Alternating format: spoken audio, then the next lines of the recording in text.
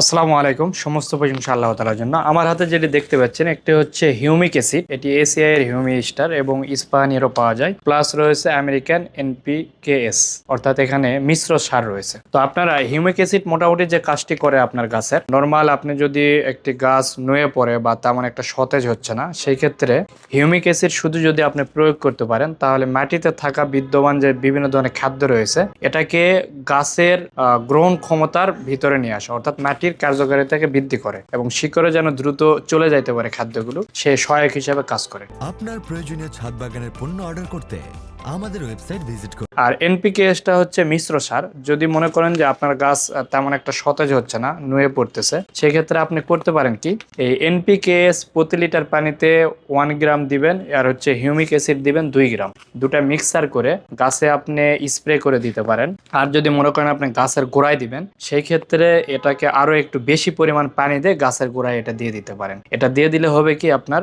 মাটিতে থাকা বিদ্যমান যে ইয়েগুলো রয়েছে, সারগুলো রয়েছে, সেটা সহজে গাছ গ্রহণ করতে পারবে এবং দ্রুত গতিতে গাছের বৃদ্ধি পায়। এটা কিন্তু পরীক্ষিত, এটা আপনার এই দুইটা ব্যবহার করতে পারেন। অনেক কৃষিবিদ এইভাবে এটি পরামর্শ দিয়ে আসতেছে, এভাবে এটি করতে পারেন।